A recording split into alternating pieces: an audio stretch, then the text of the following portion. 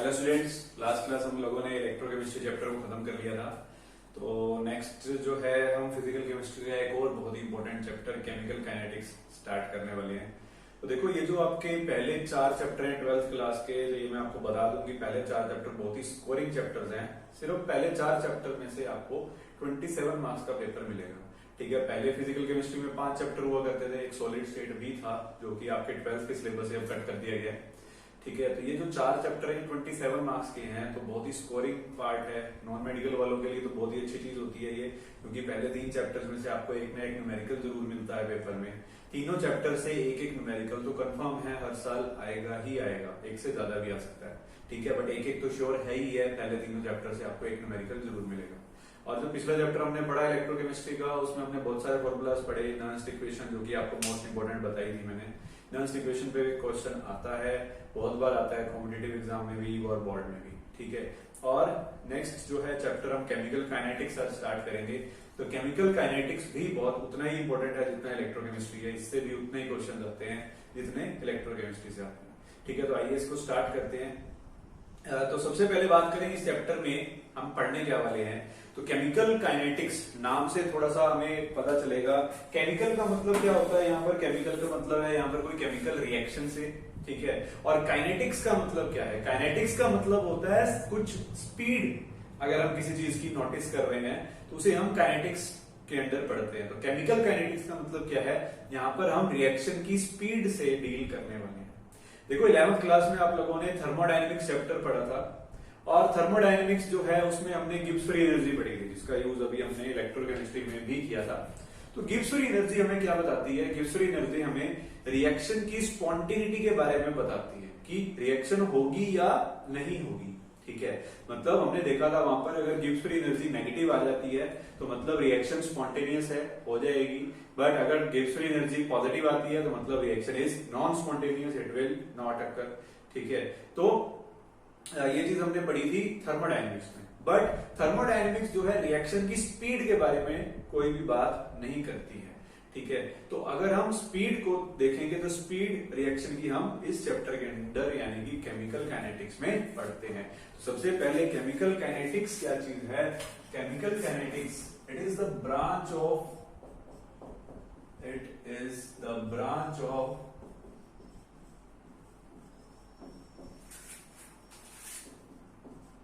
physical chemistry that deals with the speed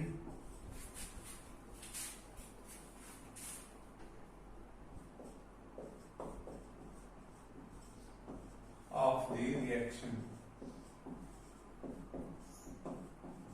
ठीक है, तो केमिकल काइनेटिक्स क्या है, फिजिकल केमिस्ट्री की वो ब्रांच जो डील करती है किसके साथ, स्पीड ऑफ द रिएक्शन के साथ, कि रिएक्शन होने की जो स्पीड है वो कितनी है।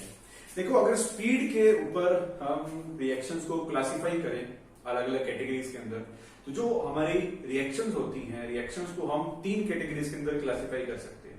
कैसे, देखो, जैसे आपके पास कोई एक रिएक्शन ऐसी है जहां पर आपने रिएक्टेंट लिए, दोनों को मिक्स किया, मिक्स होते ही साथ के साथ रिएक्शन हो गई। जैसे फॉर एग्जांपल आपने देखा होगा छोटी क्लासेस में, लैब में, या सुना ही है कि अगर कोई आपने एसिड लिया, जैसे मान लो सल्फ्यूरिक एसिड लिया, उसके अंदर एक मेटल ऐड किया, मेटल जैसे ही आप किसी एसिड के अंदर डालते हो आपको मालूम है वहां से हाइड्रोजन गैस निकलती है। तो जैसे ही आपने मेटल उसके अंदर डाला, हाइड्रोजन गैस साथ के साथ निकलनी स्टार्ट होगी। ठीक है, तो ये जो रिएक्टेंट टच में आते ही रिएक्ट करना स्टार्ट कर देते हैं, इनको हम वेरी फास्ट रिएक्शन के अंदर कंसीडर करेंगे। ठीक है, जैसे कि कोई भी रिएक्टेंट, आपने 2 रिएक्टेंट लिए, उन दोनों को मिक्स किया, मिक्स करते ही रिएक्शन स्टार्ट हो गई, तो इसे हम वेरी फास्ट रिएक्शन के अंदर कंसीडर करेंगे। एक होती है हमारे पास वेरी स्लो रिएक्शन, जो कि बहुत ही लंबा टाइम लेती है रिएक्ट करने में। जैसे फॉर एग्जांपल स्लो रिएक्शन की बात करें तो रस्टिंग ऑफ आयरन, आयरन की जो रस्टिंग होती है, आयरन में जो जंग लगता है, वो ऐसा तो है नहीं कि आज आप बाहर से कुछ लोहे की चीज लेकर के आए और 2-4 दिन बाद उस पर जंग लग गया, ऐसा तो नहीं होता ना। ठीक है, रस्टिंग जो होता है वो बहुत ही स्लो प्रोसेस है, एक केमिकल प्रोसेस है वो भी। ठीक है, तो रस्टिंग होने में कई साल लग जाते हैं। तो ये रिएक्शन है, स्पॉन्टेनियस है, होती तो अपने आप से ही है, बट बड़ा लंबा टाइम लगता है। तो इस टाइप की रिएक्शन को हम वेरी स्लो रिएक्शन की कैटेगरी में रखते हैं, ठीक है। और एक आ जाती है हमारे पास मॉडरेट स्पीड ऑफ रिएक्शन, यानी कि मिडिल स्पीड ऑफ रिएक्शन आप कह सकते हो, कि जो ना तो बहुत तेज है ना ही बहुत स्लो है, ना तो ऐसी है कि रिएक्टेंट मिक्स किया और रिएक्ट कर गए, ना ही ऐसी है कि कई कई साल लग जाएंगे, ठीक है। तो जो मिडिल स्पीड ऑफ रिएक्शन होती है उसमें आ जाती है हाइड्रोलिसिस ऑफ एस्टर। जैसे एस्टर है आपके पास, उसमें उसको आपने रिएक्ट करवाया वाटर के साथ, इमीडिएटली रिएक्ट नहीं करता है, कुछ टाइम लेता है, ठीक है। कुछ टाइम का मतलब होता है 15 मिनट, 20 मिनट, 1 घंटा, 2 घंटा, बस इतनी जो स्पीड ऑफ रिएक्शन होती है इसे हम मॉडरेट स्पीड ऑफ रिएक्शंस के अंदर कंसीडर करते हैं, जो कि 15-20 मिनट से लेकर के 1 दिन या 2 दिन के अंदर हो जाए हार्ड एट लास्ट, ठीक है। इसे हम जो है मॉडरेट स्पीड ऑफ रिएक्शन के अंदर कंसीडर करते हैं, ठीक है। तो सबसे पहला जो हमारा इसमें छोटा सा टॉपिक आता है वो यही होगा, टाइप्स ऑफ रिएक्शन।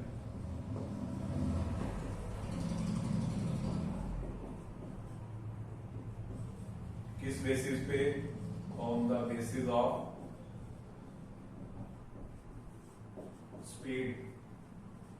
तो स्पीड के बेसिस पे जो रिएक्शन है वो हमारी 3 टाइप की हो जाएगी। कौन कौन सी? पहली कैटेगरी तो आ जाएगी very fast reaction. Very fast reaction कौन सी? जैसे कि मान लो आपके पास एक है सिल्वर नाइट्रेट, इसकी रिएक्शन करा लिया आपने NaCl के साथ, ठीक है। इन दोनों की जैसे ही आप इन दोनों को मिक्स करते हो ये फट से अपना प्रोडक्ट बना देंगे, सिल्वर क्लोराइड और सोडियम नाइट्रेट, ठीक है। तो जो विद इन सेकेंड्स रिएक्शन हो जाती है उन्हें हम वेरी फास्ट रिएक्शन के अंदर कंसीडर करते हैं। सेकेंड जो है इसमें आ जाएगी हमारे पास वेरी स्लो रिएक्शंस।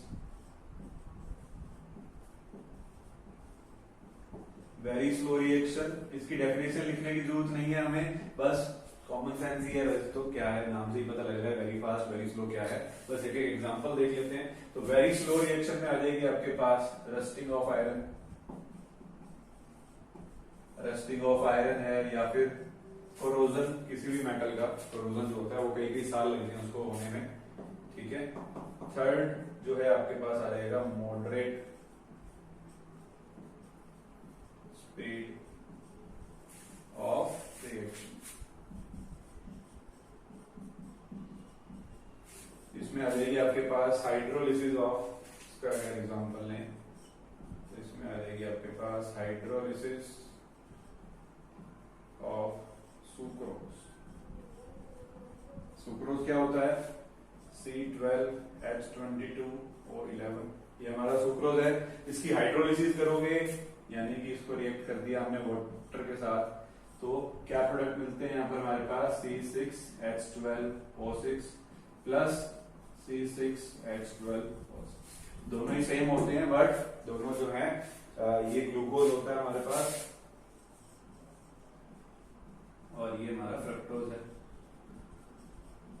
ठीक है। दोनों आइसोमर होते हैं, इसको भी हम डिटेल में पढ़ेंगे आगे जब हम ऑर्गेनिक केमिस्ट्री को पढ़ेंगे कि इनका कैसा स्ट्रक्चर होता है। तो अभी के लिए इतना समझ लीजिए कि हाइड्रोलिसिस ऑफ सुक्रोज जो होती है इसमें क्या है, ये मॉडरेट स्पीड ऑफ रिएक्शन है, ना तो बहुत ज्यादा फास्ट होती है ना ही बहुत ज्यादा स्लो होती है, ठीक है। तो कुछ टाइम लगता है इसको होने में, तो ये हो जाएगी आपकी मॉडरेट स्पीड ऑफ रिएक्शन, ठीक। तो इसके बाद इसको नोट कर लेंगे, फिर आगे हम चैप्टर को स्टार्ट करते हैं, क्या क्या चीजें इसमें हमने देखनी है वो देखेंगे।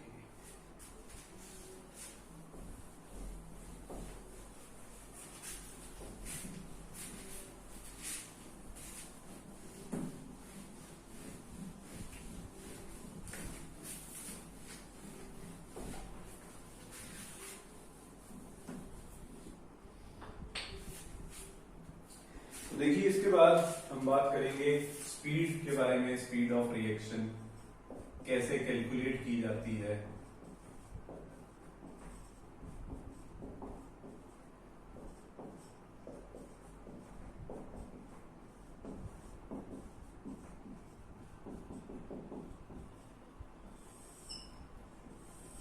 देखिए स्पीड ऑफ रिएक्शन, स्पीड तो हम जनरल टर्म्स में समझ लेते हैं कि स्पीड क्या है, और केमिस्ट्री के टर्म में उसे हम क्या लिखते हैं यहाँ पर? रेट ऑफ रिएक्शन, ठीक है। रेट ऑफ रिएक्शन का मतलब ही वही है, रिएक्शन के होने की स्पीड कितनी है, मतलब कि जो स्पीड होती है बेसिकली। देखो स्पीड जब हम कैलकुलेट करते हैं, मान लो आपने व्हीकल की स्पीड देख रहे हैं, हम कहीं पर जा रहे हैं, तो तो स्पीड का मतलब बेसिकली क्या होता है?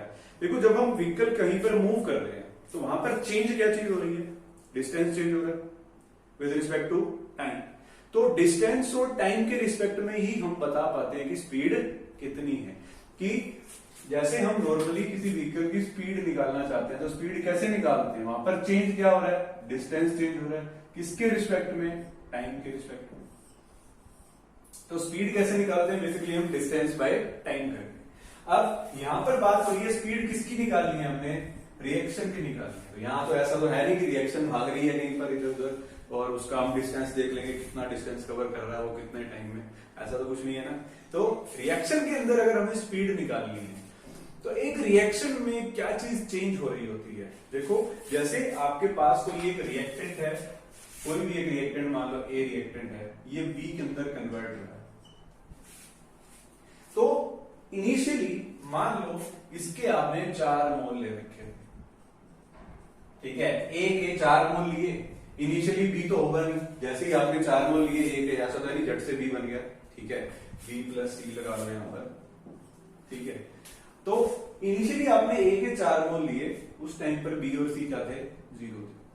थोड़ी देर बाद ए जो है वो मान लो डिकम्पोज होना स्टार्ट करता है, बी और सी में कन्वर्ट होना शुरू करता है।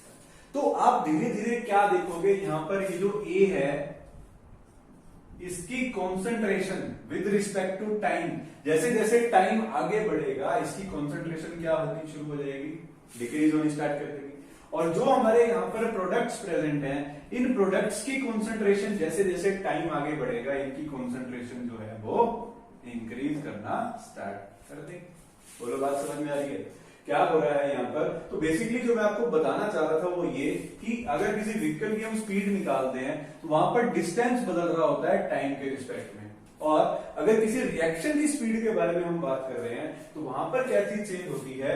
कॉन्सेंट्रेशन चेंज होती है टाइम के साथ, ठीक है। तो यहां पर अगर हमें रेट ऑफ रिएक्शन कैलकुलेट करना होगा तो वो हम कैसे करेंगे? नॉर्मली हम स्पीड कैसे निकालते हैं? Distance with respect to time, कि कितना डिस्टेंस चेंज हुआ कितने टाइम में, वो स्पीड है। तो रिएक्शन के लिए स्पीड या रेट कैसे निकालेंगे? तो मान लो इनिशियली इसकी कॉन्सेंट्रेशन थी C1, कुछ टाइम के बाद मतलब एट टाइम T1 इसकी कॉन्सेंट्रेशन थी C1, एट टाइम T2 इसकी कॉन्सेंट्रेशन ऑब्वियसली बदलेगी तो सही, रिएक्शन हो रहा है तो कॉन्सेंट्रेशन तो चेंज होगी और कॉन्सेंट्रेशन कम हो रही है, ठीक है। कॉन्सेंट्रेशन क्या होगी अब? C2 हो जाएगी, ठीक है। और अगर यहां पर मेरे को रेट ऑफ रिएक्शन निकालना है तो मैं कैसे निकालूंगा? तो सबसे पहले तो रेट ऑफ रिएक्शन है क्या? रेट ऑफ रिएक्शन आप कैसे निकालोगे? जैसे स्पीड लिखते हैं हम डिस्टेंस बाय टाइम, क्योंकि डिस्टेंस चेंज हो रहा है, रिएक्शन के अंदर कॉन्सेंट्रेशन चेंज हो रही है, तो रेट ऑफ रिएक्शन को हम डिफाइन कैसे करते हैं? Rate of reaction is equal to the change in concentration with respect to time या with respect to change in time।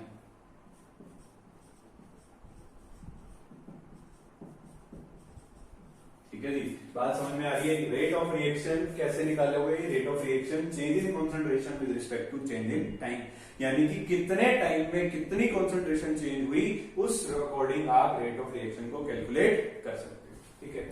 अब यहां पर अगर ये जैसे मैंने एक जनरल रिएक्शन लिखी थी, एट टाइम T1 इसकी कॉन्सेंट्रेशन मान ली हमने C1 है, एट टाइम T2 इसकी कॉन्सेंट्रेशन मान ली हमने C2 है। तो ये थी इसकी इनिशियल कॉन्सेंट्रेशन, ये है इसकी फाइनल कॉन्सेंट्रेशन। तो चेंज निकालते हैं हम, चेंज कैसे निकालते हैं? Final concentration minus initial concentration, यानी कि क्या लिखोगे यहां पर? C2 minus C1 bye T2 minus T1, यही होगा ना। ये आपका फाइनल टाइम, ये था इनिशियल टाइम, ये फाइनल कॉन्सेंट्रेशन, ये थी इनिशियल कॉन्सेंट्रेशन।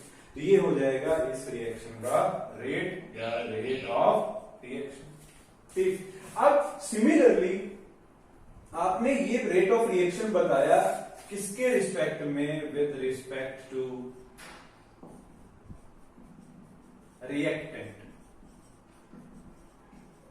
यहां पर जो आप रेट बता रहे हो वो किसके रिस्पेक्ट में बता रहे हो, रिएक्टेंट के रिस्पेक्ट में बता रहे हो। सिमिलरली आप इन प्रोडक्ट्स के रिस्पेक्ट में भी बता सकते हो। कैसे बता सकते हो, देखो अगर रिएक्टेंट की कॉन्सेंट्रेशन बदल रही है तो भाई प्रोडक्ट की भी तो बदल रही है, तो प्रोडक्ट के रिस्पेक्ट में भी हम रेट ऑफ रिएक्शन बता सकते हैं। कैसे बताए, जैसे इसको बताया, सेम तरीका यही है कि एट टाइम t1 मान लेते हैं इसकी कॉन्सेंट्रेशन है c1, एट टाइम t2 मान लेते हैं इसकी कॉन्सेंट्रेशन है c2। तो अगर इसका रेट ऑफ रिएक्शन निकालेंगे तो वो कैसे होगा, this c2 is the final concentration minus c1 is the initial concentration and t2 is the final time, t1 is the initial. ठीक है, तो चेंज निकाला है हमने, ये हो गया विद रिस्पेक्ट टू प्रोडक्ट्स। ठीक है, अब यहां पर अगर C2 माइनस C1 है तो C2 माइनस C1 को क्या लिखोगे, डेल्टा C, और T2 माइनस T1 को क्या लिखोगे, डेल्टा T। सिमिलरली यहां पर आ जाएगा delta C by delta T। ठीक है, तो यहां पर रेट ऑफ रिएक्शन तो हमने देख लिया, रिएक्टेंट के रिस्पेक्ट में भी हम बता सकते हैं, प्रोडक्ट के रिस्पेक्ट में भी बता सकते हैं, बट दोनों में थोड़ा सा डिफरेंस है। क्या डिफरेंस है वो देखिए। देखो हमने क्या बोला, यहां पर हमने किया C2 माइनस C1। इनिशियली जो है A के 4 मोल हमने लेट कर लिए, थोड़े टाइम के बाद अगर मैं ऑब्जर्व करूं, मान लेते हैं इसके 2 मोल बचे। बात समझ में आ रही है, इनिशियली हमने इसके 4 मोल लिए, थोड़ी देर के बाद ऑब्जर्व किया मैंने, क्या देखा कि प्रोडक्ट रिएक्टेंट जो है वो हमारा 2 मोल रह गया, 2 मोल उसके टूट चुके हैं B और C में। हम यहां पर देख सकते हैं कि अगर मैं यहां पर C2 माइनस C1 कैलकुलेट करूंगा तो वो क्या होगा, 2 माइनस 4 क्या आएगा, -2। ठीक है, यहां पर हमेशा C1 जो है वो C2 से बड़ा होगा। समझ पा रहे हो इस चीज को, कि जो इनिशियल कॉन्सेंट्रेशन होगी वो फाइनल से हमेशा ज्यादा होगी। क्यों ज्यादा होगी भाई, क्योंकि टाइम के साथ रिएक्टेंट की कॉन्सेंट्रेशन क्या हो रही है, डिक्रीज कर रही है। तो आपका हमेशा ही C2 माइनस C1 क्या आएगा, नेगेटिव आएगा। बात समझ में आ रही है कि अगर C2 माइनस C1 कैलकुलेट करोगे तो वो क्या आएगा, नेगेटिव आएगा। तो रेट ऑफ रिएक्शन जब भी आप रिएक्टेंट के रिस्पेक्ट में बताएंगे तो आगे आपको क्या लगाना है, नेगेटिव लगाना है। और एक चीज और, इस नेगेटिव को कैलकुलेशन के अंदर कंसीडर नहीं करेंगे हम। क्यों नहीं करेंगे, क्योंकि चेंज कभी भी नेगेटिव में नहीं होता है। क्यों नहीं होता भाई, देखो अगर मैं कहूं आपसे कि कोई चीज, मेरे पास पहले 10 चॉकलेट थी, मुझे कोई 2 और दे गया, ठीक है, तो अब मेरे पास कितनी है, 12 चॉकलेट है, तो मेरे पास कितनी चॉकलेट का चेंज आया, 2 चॉकलेट का है।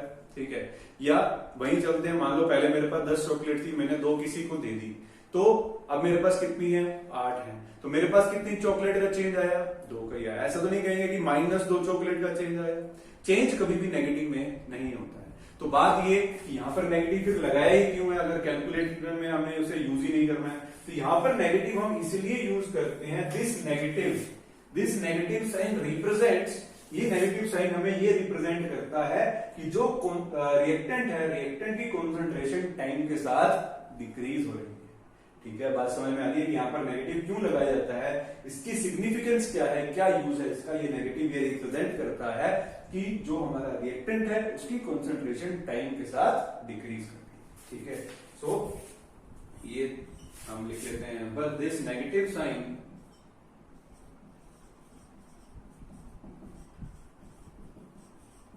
signifies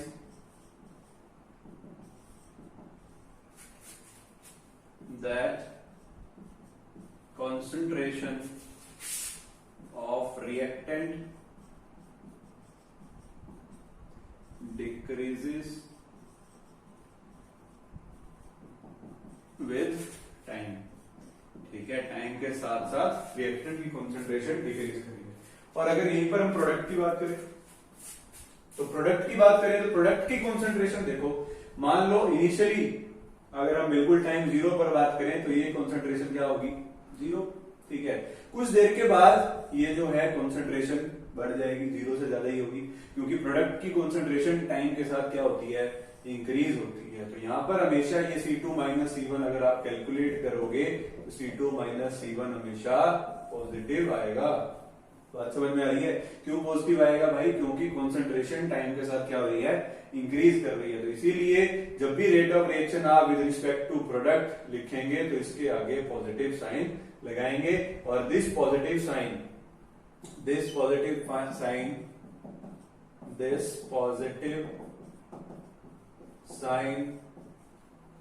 signifies that concentration of products are increasing with time। ठीक है, तो rate of reaction with respect to reactant के आगे अगर हमने नेगेटिव लगाया है तो उसका मतलब है कि उसकी कॉन्सेंट्रेशन टाइम के साथ कम हो रही है, और प्रोडक्ट के आगे पॉजिटिव लगाया है तो उसका मतलब क्या है कि प्रोडक्ट की कॉन्सेंट्रेशन टाइम के साथ बढ़ रही है, इंक्रीज हो रही है। ठीक है, तो आई होप आपको रेट ऑफ रिएक्शन समझ में आ गया होगा कि रेट ऑफ रिएक्शन क्या होता है और उसे कैलकुलेट कैसे किया जाता है। तो यहाँ पर अगर हम रेट ऑफ रिएक्शन की डेफिनेशन भी लिख लेते हैं, डेफिनेशन इसकी फॉर्मूले से ही बनाएंगे। जो फॉर्मूला हमने यहाँ पर लिखा है, rate of reaction is equal to change in concentration with divided by change in time. तो रेट ऑफ रिएक्शन को हम कैसे डिफाइन करते हैं? Rate of reaction is the change in concentration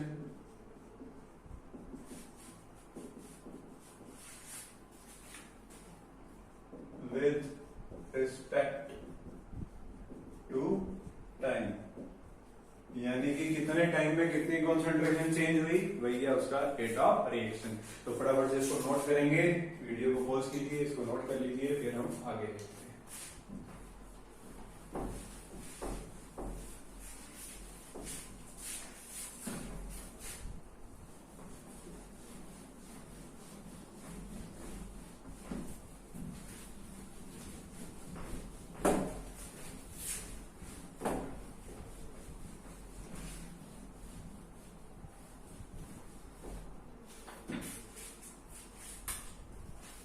next है इसके बाद टाइप्स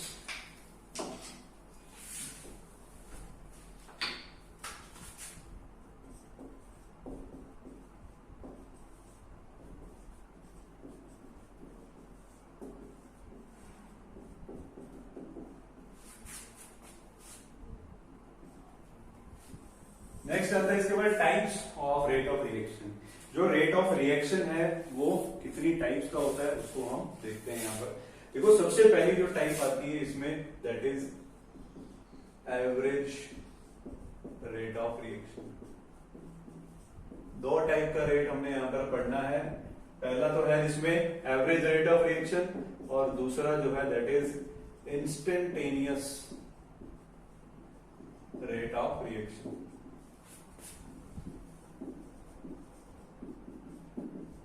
क्या होते हैं दोनों? देखो, एवरेज रेट ऑफ रिएक्शन और इंस्टेंटेनियस रेट ऑफ रिएक्शन क्या है। देखो, आप सभी ने नॉर्मल स्पीड पढ़ी है, ठीक है, उसी से ही लिंक करूंगा मैं इसको भी, स्पीड और रेट, क्योंकि लगभग एक जैसी सी बात है, तो उसी से ही लिंक करके हम इसको समझेंगे। देखो, सबसे पहली चीज, अगर मान लो मैंने 30 किलोमीटर ट्रेवल किया कहीं पर, वैसे तो लॉकडाउन है, कहीं जा नहीं सकते, बट स्टिल मान लेते हैं कि 30 किलोमीटर अगर मान लो मैंने कहीं पर ट्रेवल किया और मुझे वहां पर जाने में 30 मिनट लगे, ठीक है, 30 किलोमीटर ट्रेवल करने में अगर मेरे को 30 मिनट लग रहे हैं, तो मेरी जाने की स्पीड क्या रही होगी? 60 किलोमीटर पर आवर निकाल सकते हो। या फिर मैं अगर बिल्कुल ही सिंपल कर दूं, मान लो कहीं मैं 60 किलोमीटर जा रहा हूं, 60 किलोमीटर जा रहा हूं और मेरे को 60 ही मिनट लग रहे हैं, ठीक है, 60 किलोमीटर कहीं पर ट्रेवल किया 60 मिनट में, तो मेरी स्पीड क्या रही होगी? 60 किलोमीटर पर आवर, ठीक है। तो क्या ये 60 किलोमीटर पर आवर मैं जब घर से निकला था उस टाइम भी 60 थी और रास्ते में भी 60 रही, जब पहुंच गया तब भी 60 रही? ऐसा तो नहीं होता ना। जैसे मैंने अपनी कार स्टार्ट करी, उस टाइम वो 0 पर था, धीरे धीरे 10 पर आया, 20 पर आया, 60 गया, फिर 80 भी गया होगा, 100 भी गया होगा, रास्ते में ब्रेकर आए, कम भी हुई, ठीक है, कभी बढ़ी कभी कम हुई, कहीं भी ट्रैफिक आ गया तो कम होगी, ठीक है। तो जो अगर हम ये बताते हैं कि 60 किलोमीटर पर आवर की स्पीड जो रही थी हमारी, हमने बोला कि 60 किलोमीटर ट्रेवल कर लिया 60 मिनट्स में, उस दौरान स्पीड रही 60 किलोमीटर पर आवर, तो वो जो स्पीड हम बताते हैं वो उसकी एवरेज स्पीड होती है। ऐसा तो नहीं है ना कि सारे रास्ते पे 60 किलोमीटर पर आवर थी, कभी कम कभी ज्यादा, तो एवरेज जो है वो निकल करके कितनी आई? 60 किलोमीटर पर आवर। तो इसी तरीके से एक तो टाइप ऑफ स्पीड होती है हमारे पास एवरेज स्पीड ऑफ रिएक्शन, जो कि एक पर्टिकुलर टाइम इंटरवल के लिए आपको बताई जाती है, ठीक है। और दूसरी जो स्पीड होती है, अब मैं कार ड्राइव कर रहा हूं, कार ड्राइव करते हुए जो मैं उसी इंस्टेंट पर, उसी टाइम पर अगर मैं स्पीडोमीटर की तरफ देखा कि वहां पर 80 किलोमीटर पर आवर की स्पीड पर अगर कार चल रही है, तो उस टाइम पर जो स्पीड उसी इंस्टेंट पर जो मुझे दिखाई दे रही है, उस स्पीड को हम क्या बोलते हैं, इंस्टेंटेनियस स्पीड, जो कि एक पर्टिकुलर टाइम इंटरवल के लिए नहीं है, उसी इंस्टेंट के ऊपर मैं देख रहा हूं कि स्पीड कितनी है। तो उसी से रिलेटेड है हमारे यहाँ पर दो टाइप के रेट, एक तो हो गया एवरेज रेट ऑफ रिएक्शन और एक है इंस्टेंटेनियस रेट ऑफ रिएक्शन। तो एवरेज रेट ऑफ रिएक्शन क्या होता है, जो एक पर्टिकुलर टाइम इंटरवल के लिए आपको बताया जाए कि हाँ जी टाइम पहले था 10 मिनट, 10 मिनट से चेंज कर दिया मैंने 50 मिनट, यानी कि इस 40 मिनट के दौरान बताइए रेट ऑफ रिएक्शन क्या है। तो एक पर्टिकुलर टाइम इंटरवल के लिए जो रेट ऑफ रिएक्शन बताया जाता है उसे हम क्या बोलते हैं, एवरेज रेट ऑफ रिएक्शन। और जो उसी इंस्टेंट पर आपसे पूछा जाए, उसी इंस्टेंट पर रेट ऑफ रिएक्शन क्या है, उसे हम क्या बोलते हैं, इंस्टेंटेनियस रेट ऑफ रिएक्शन, ठीक है। तो यहाँ पर दोनों को डिफाइन कर लेते हैं। एवरेज रेट ऑफ रिएक्शन क्या है, average rate of reaction which is calculated for a time interval,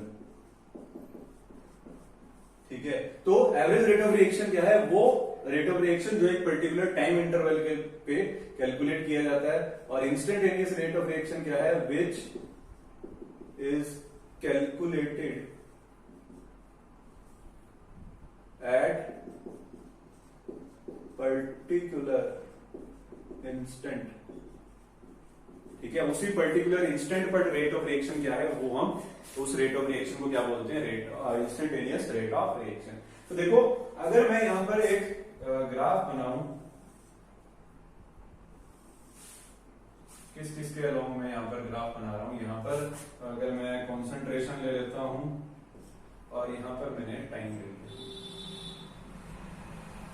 concentration और टाइम का अगर हम ग्राफ बनाते हैं, और एक चीज और, मान लो पहले मैंने रिएक्टेंट के लिए ये ग्राफ बनाया, तो रिएक्टेंट जो है एट टाइम जीरो, रिएक्टेंट की कंसंट्रेशन क्या होती है, जीरो होती है। तो यहां पर अगर टाइम जीरो पर मैं बात करूं, तो at time zero concentration reactant की, सॉरी रिएक्टेंट की जीरो थोड़ी होती है, प्रोडक्ट की जीरो होती है, ठीक है। तो एट टाइम जीरो, यहां पर जो टाइम है वो क्या है, जीरो है, ठीक है।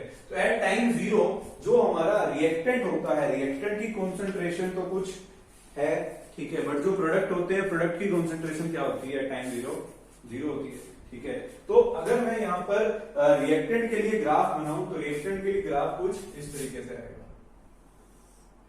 ठीक है।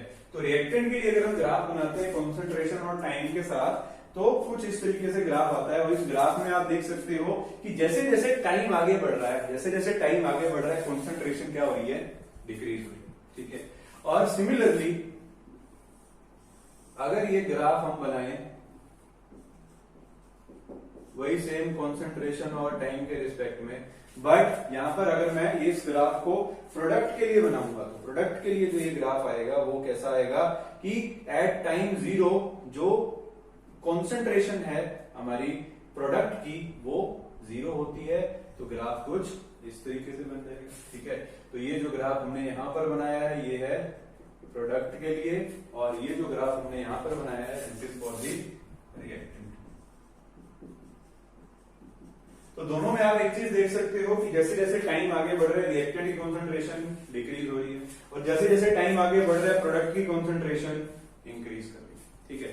अब यहाँ पर जो दो टाइप के रेट ऑफ रिएक्शन की हम बात कर रहे थे, तो अगर मैं बात करूं यहाँ पर एवरेज रेट ऑफ रिएक्शन की, तो एवरेज रेट ऑफ रिएक्शन जो कि अभी हमने लिखा which is calculated for a time interval, यानी कि मान लो आपसे पूछ रहा है कि यहां पर ये टाइम है t1 और ये टाइम है t2, t1 से t2 कर दिया टाइम, इस दौरान बताइए रेट ऑफ रिएक्शन क्या होगा। तो एक पर्टिकुलर टाइम इंटरवल है आपके पास, इस दौरान जो आप रेट ऑफ रिएक्शन कैलकुलेट करोगे वो क्या होगा, एवरेज रेट ऑफ रिएक्शन। और कैसे कैलकुलेट करोगे, देखो एट टाइम t1 आपकी जो कॉन्सेंट्रेशन है वो ये है यहां पर C1, ठीक है, और एट टाइम t2 ये जो कॉन्सेंट्रेशन है आपके पास ये क्या है, C2। तो एवरेज रेट ऑफ रिएक्शन अगर मेरे को यहां पर निकालना है, तो रेट ऑफ रिएक्शन कैसे निकालूंगा मैं, C2 minus C1 bye T2 minus T1, और ये क्या आएगा, नेगेटिव आएगा, क्योंकि जो हमारा कंसंट्रेशन है वो टाइम के साथ क्या हो रही है, डिक्रीज कर रही है, इसलिए रेट ऑफ रिएक्शन अगर हम रिएक्टेंट के रिस्पेक्ट में बताएंगे तो वो क्या आएगा, नेगेटिव आएगा।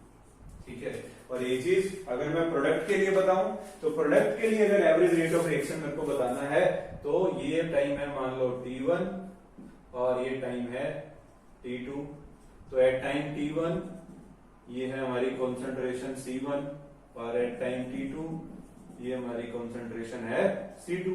तो यहां पर अगर हम रेट ऑफ रिएक्शन बताएंगे फॉर प्रोडक्ट तो वो भी यही बनेगा, C2 minus C1 divided by T2 minus T1।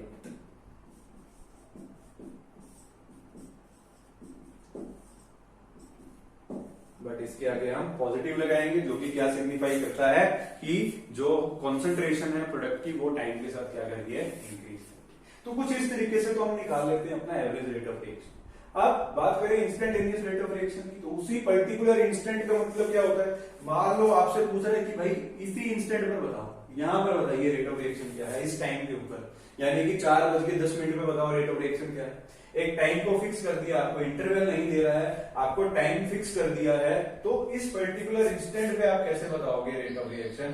तो इस पर्टिकुलर टाइम पे अगर आप चेंज देखना चाहो तो चेंज बहुत ही स्मॉल होगा, तो स्मॉल चेंज को हम कैसे कैलकुलेट करेंगे, कैसे कैलकुलेट करेंगे, यहाँ पर हम एक टेंजेंट ड्रॉ करेंगे और इस लाइन का स्लोप निकालेंगे, वो स्लोप जो होगा वो आपको बताएगा इंस्टेंटेनियस रेट ऑफ रिएक्शन। तो स्लोप हम यहाँ पर कैलकुलेट नहीं करेंगे, हम क्या करेंगे, इंस्टेंटेनियस रेट ऑफ रिएक्शन कैसे निकालते हैं। तो ये तो हो गया आपका एवरेज रेट ऑफ रिएक्शन। अगर बात करें इंस्टेंटेनियस रेट ऑफ रिएक्शन की, तो इंस्टेंटेनियस रेट ऑफ रिएक्शन कैसे बताया जाता है, देखो। तो रेट ऑफ रिएक्शन की डेफिनेशन हम यहाँ पर चेंज नहीं करने वाले। रेट ऑफ रिएक्शन क्या था, change in concentration with respect to time. तो अगर उसी पर्टिकुलर इंस्टेंट पर आपसे पूछ लिया तो उसी पर्टिकुलर इंस्टेंट पे, ऐसा तो है नहीं कि टाइम रुका हुआ है, टाइम कभी रुकता है, नहीं रुकता, चाहे पर्टिकुलर इंस्टेंट पे ही क्यों ना बात कर रहे हो, टाइम रुकेगा नहीं। क्यों, वो चेंज होगा बट बहुत ही स्लोली चेंज होगा, बहुत ही स्मॉल चेंज आएगा टाइम के अंदर।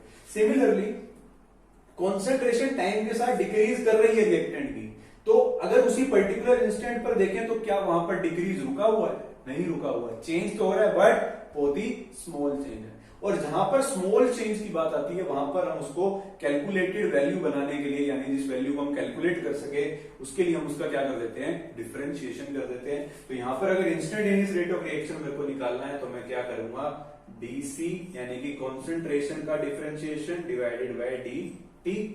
और अगर रिएक्टेंट के लिए लिख रहे हैं तो इसके आगे क्या आ जाएगा, नेगेटिव। और प्रोडक्ट के लिए लिखोगे, यहां पर अगर प्रोडक्ट के लिए लिखेंगे इंस्टेंटेनियस रेट ऑफ रिएक्शन तो क्या लगा देंगे, आगे पॉजिटिव लगा देंगे।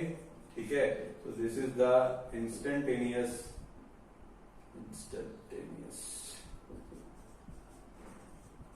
Rate of reaction. तो इस तरीके से हम instantaneous rate of reaction calculate कर लेंगे। ये हो जाएगा हमारा इंस्टेंटेनियस और ये हो जाएगा एवरेज रेट ऑफ रिएक्शन। ठीक है, तो ये है आपके दो different type of rate of reaction. Video pause कर लीजिए, इसको नोट कर लीजिए। तो आज के लिए इतना ही करेंगे, बाकी हम नेक्स्ट क्लास में डिस्कस करेंगे।